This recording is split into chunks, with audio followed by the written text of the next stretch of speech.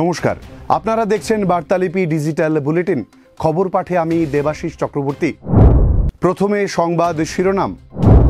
আজ বাজেট, আয়কর ছাড়ের দিকে তাকিয়ে মধ্যবিত্ত, আর্থিক সমীক্ষায় উদ্বেগের ছবি।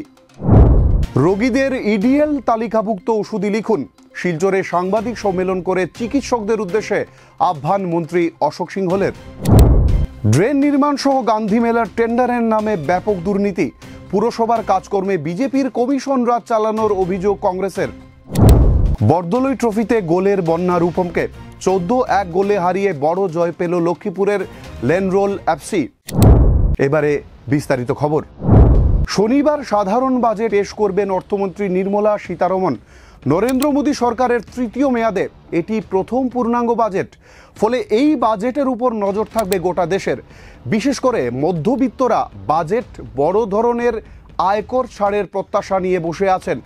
অন্যদিকে দেশের বণিক মহল জিএসটি কাঠামোয় আরও সরলীকরণের আশায় রয়েছেন। শুক্রবারই সংসদের বাজেট অধিবেশন শুরু হয়েছে। অধিবেশনের আগে প্রধানমন্ত্রী মোদী দাবি করেছেন 10 বছরের মধ্যেই প্রথম কোনো বাজেট অধিবেশন হতে যাচ্ছে যেখানে বিদেশি কোনো ইন্ধন নেই। বিরোধী দলগুলি বিদেশিদের মদত নিয়ে দেশের অভ্যন্তরীণ রাজনীতিতে জল ঘোলা করার চেষ্টা করছে। প্রধানমন্ত্রীর মন্তব্যের নেপথ্যে এমন ভাবনাই কাজ করছে বলে জল্পনা। বাজেট নিয়ে প্রধানমন্ত্রীর মন্তব্য, দেশের দরিদ্র ও মধ্যবিত্ত যেন তার আশীর্বাদ ধন্য হয়, তার জন্য মা লক্ষ্মীর কাছে আমার প্রার্থনা রইল। তার এই মন্তব্যেই আয়করে মধ্যবিত্তদের জন্য বড় ধরনের স্বস্তির সম্ভাবনা আরও উস্কে দিয়েছে। বাজেট নিয়ে প্রত্যাশা থাকলেও দেশের অর্থনীতির স্বাস্থ্য যে খুব একটা ইতিবাচক নয় তা এদিন সংসদে পেশ করা আর্থিক সমীক্ষাতেই স্পষ্ট। 2025-26 অর্থবর্ষে জিডিপির হার নিম্নমুখী হওয়ার আশঙ্কা ব্যক্ত করা হয়েছে আর্থিক সমীক্ষায়। সমীক্ষা মতে এই অর্থবর্ষে জিডিপি 6.3 থেকে 6.8% ঘোরাফেরা করতে পারে। আগামী বছরও জিডিপি স্লথ হওয়ার আশঙ্কা রয়েছে এই সমীক্ষায়। রিপোর্টে উদ্বেগের সঙ্গে জানানো হয়েছে শিল্পক্ষেত্রে উৎপাদন হ্রাস পেয়েছে। এছাড়া খাদ্যে মুদ্রাস্ফীতি যথেষ্ট বেশি ছিল বলেও সমীক্ষায় জানানো হয়েছে।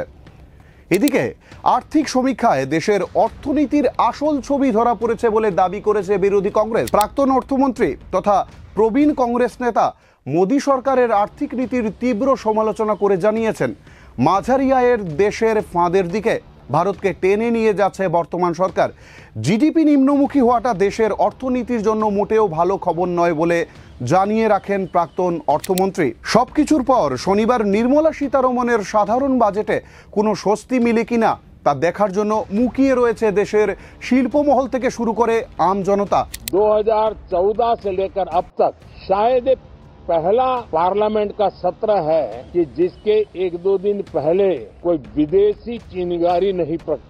और इसलिए बजट सत्र में सभी सांसद विकसित भारत को मजबूती देने के लिए अपना योगदान देंगे। विशेष करके जो युवा सांसद है उनके लिए तो सुनहरा अवसर है। দয়া করে রোগীদের অসামরিক হাসপাতালের বাইরে থেকে ওষুধ কিনতে বাধ্য করবেন না। শুক্রবার বরাক সফরের দ্বিতীয় দিন শিলচরে জেলাশাসক কার্যালয়ে এক সাংবাদিক সম্মেলন করে চিকিৎসকদের উদ্দেশ্যে এই আহ্বান জানালেন রাজ্যের স্বাস্থ্য ও পরিবার কল্যাণ বিভাগের মন্ত্রী অশোক সিংহল। জেলাশাসক কার্যালয়ের পুরনো কনফারেন্স হলে ওই সাংবাদিক সম্মেলন আয়োজন করা হয়। করিমগঞ্জ অসামরিক হাসপাতালে রোগীদের ওষুধ না পাওয়ার ঘটনার প্রসঙ্গ টেনে চিকিৎসকদের উদ্দেশ্যে মন্ত্রীর আর্জি, আপনারা এসেনশিয়াল ড্রাগ লিস্ট বা সংক্ষেপে ইডিএল তালিকাভুক্ত ওষুধই লিখুন রোগীদের। এরপরই তিনি একটি হোয়াটসঅ্যাপ নম্বর জারি করে হাসপাতালে ওষুধ না পাওয়া সংক্রান্ত কোনো অভিযোগ থাকলে সরাসরি ওই নম্বরে জানাতে বলেন। সঙ্গে সঙ্গেই ব্যবস্থা নেওয়া হবে বলেও আশ্বাস দেন তিনি। নম্বরটি হলো 9864541430, 9864541430। সিংহল এদিন স্পষ্ট ভাষায় জানান, রোগীদের ওষুধ দিতে না পারার ব্যর্থতার বোঝা বইতে চায় না সরকার। ফেব্রুয়ারি থেকে 24 ঘন্টা হেল্পলাইন পরিষেবা চালানো হবে। রোগীদের ভালো চিকিৎসা পরিষেবা দেওয়াই একমাত্র লক্ষ্য সরকারের। এর আগে জেলাশাসক কার্যালয়ের নতুন কনফারেন্স হলে জেলাশাসক সহ বিভিন্ন বিভাগীয় আধিকারিকদের সঙ্গে এক রিভিউ মিটিংয়ে অংশ নেন মন্ত্রী সিংহল। বিভিন্ন ইস্যুতে আলোচনা হয় সেখানে। এদিন সকালে মন্ত্রী অশোক সিংহল শিলচর মেডিকেলে 500 শয্যার নতুন হাসপাতালের নির্মাণ কাজ পরিদর্শন করেন। পরে হাসপাতালের অধ্যক্ষ ডাক্তার ভাস্কর গুপ্ত সহ অন্য আধিকারিকদের সঙ্গে রিভিউ মিটিংয়ে অংশ নেন তিনি। এর আগে মন্ত্রী সিংহল ঘুরে দেখেন শিলচর আয়ুষ্মান আরোগ্য কেন্দ্র। এখানে নিজের স্বাস্থ্য পরীক্ষাও করান মন্ত্রী, কথা বলেন রোগীদের সঙ্গেও। মন্ত্রীর সঙ্গে উপস্থিত ছিলেন বিধায়ক দীপায়ন চক্রবর্তী, জেলা শাসক মৃদুল যাদব প্রমুখ। ইডিএল লিস্ট বনাই দিছে, দরকারি ঔষধৰ সূচী বনাই দিছে, ইসেনশিয়াল ড্ৰাগ লিষ্ট। এই ড্ৰাগ লিষ্ট মতে আমি মেডিচিনটো ক্ৰয় কৰি বিভিন্ন হস্পিটালৰ ইয়াত দিছো। ডক্টৰসকলক মই হাতজোৰ কৰি প্ৰাৰ্থনা কৰিছো যে আপোনালোকে দিয়া ইসেনশিয়াল ড্ৰাগ লিষ্টৰ ভিতৰতে মেডিচিনটো আপোনালোকে লিখিব। কংগ্রেস নয়, পুরসভার কাজকর্মে বিজেপি কমিশন রাজ চালাচ্ছে। গান্ধী মেলা পরিচালনার ক্ষেত্রে বিজেপি বিধায়ক দীপায়ন চক্রবর্তী ও বিজেপি জেলা সাধারণ সম্পাদক অভ্রজিৎ চক্রবর্তী কংগ্রেসের বিরুদ্ধে যেসব অভিযোগ উত্থাপন করেছেন তা ভিত্তিহীন।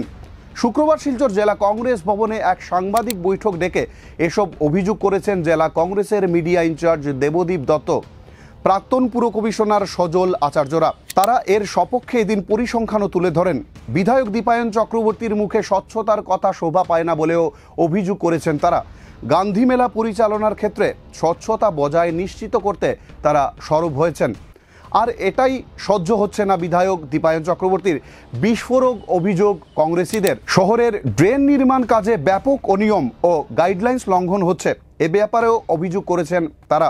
দুঃখের বিষয়, আমরা যখন এই কাজ তদারকি করতে গিয়েছি তার দুদিন পরে দেখছি বিজেপির তরফ থেকে তাদের কয়েকজন কর্মকর্তা প্রেস মিট করে বলছে কংগ্রেস নাকি গুন্ডা রাজ চালাচ্ছে, কংগ্রেস নাকি কমিশন রাজ চালাচ্ছে। অতি দুঃখের বিষয়। আমরা ভাবছি ওনারা প্রেস মিট করেছেন যে কংগ্রেস যে উন্নয়নমূলক কাজের যে তদারকি করে যে কাজটা করে যাচ্ছেন সেইটা বিষয় নিয়ে ভাবছি ওনারা তাদের বিভাগীয় কর্তৃপক্ষকে ডেকে এনে, কন্ট্রাক্টরকে ডেকে এনে বলবেন যে দেখো তোমাদের কাজের অনেক গলতি আছে, তোমরা এইগুলো ঠিক করো। আমরা ভাবছি সেই করবে বিজেপি, কিন্তু না করে তারা কন্ট্রাক্টরের সাপোর্ট নিয়ে তারা আমাদিগকে শাসানি দিচ্ছে যে আমরা কাজের কন্ট্রাক্টরের আমরা কমিশন নিচ্ছি। বড় দুর্ভাগ্য বিষয়। ওয়ার্ডগুলোর একটা কোনো ওয়ার্ডের অবস্থা ভালো নয়, ড্রেনের অবস্থা খারাপ, রাস্তার অবস্থা খারাপ।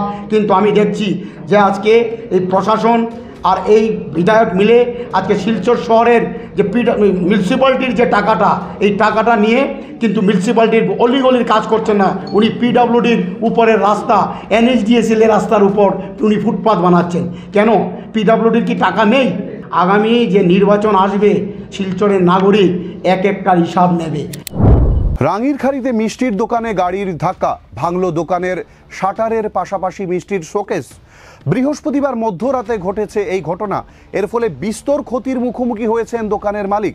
গোটা এই ঘটনাটি সিসিটিভি ক্যামেরায় বন্দী হয়েছে। এতে দেখা যায় প্রথমে 4 যুবক একটি গাড়িতে করে এসে দোকানের সামনে মদ্যপান করে, পরে সেখানে আরও 2 জন একটি ডিজায়ার গাড়িতে এসে জড়ো হয়। এরপর ডিজায়ার গাড়িটি ইচ্ছাকৃতভাবে দোকানে ধাক্কা দেয়। ঘটনার পরপরই তারা পালিয়ে যায়। দোকান মালিক জানিয়েছেন এর ফলে 6 থেকে 7 লক্ষ টাকা লোকসান হয়েছে তার। আমার উপরতলায় যে ডাক্তার আছেন, ডেন্টিস্ট, ওনার ফুটেজটা আমি নেব ওনার কাছ থেকে। আর বাকি ভিতরের ফুটেজ আমি দেখেছি যে গাড়ি অন্তত 100-120 কিলোমিটার স্পিডে এসে হিট করেছে।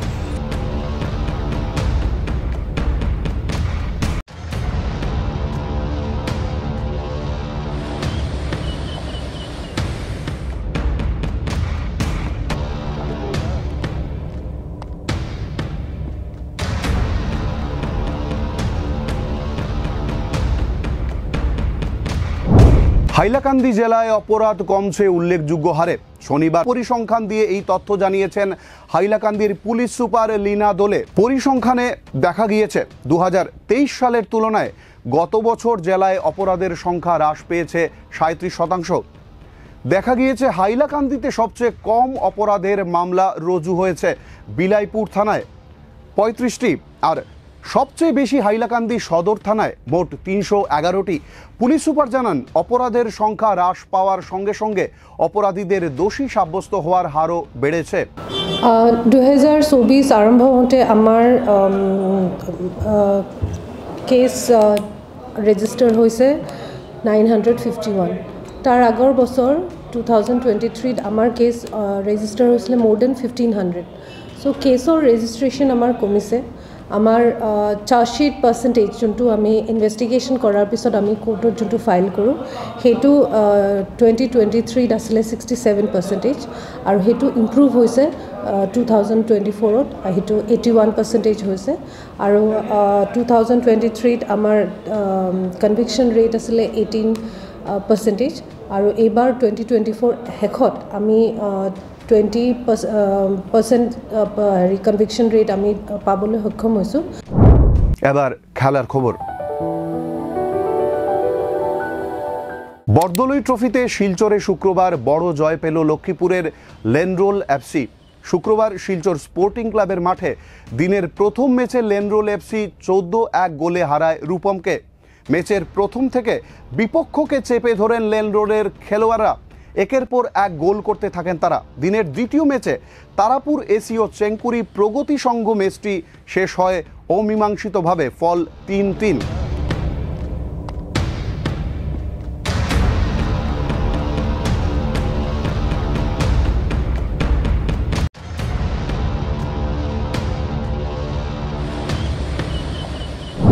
শিলচর ডিএসের অসম প্রিমিয়ার ক্লাব চ্যাম্পিয়নশিপ ক্রিকেটের সেমিফাইনাল খেলার ছাড়পত্র পেয়ে গেল Udarbond table tennis club. Satindramohan দেব মেমোরিয়াল স্টেডিয়ামে আজ বৃষ্টির জন্য উত্তরপাড়া ক্লাব বনাম টেবিল টেনিস ক্লাবের ম্যাচ ভেস্তে যায়।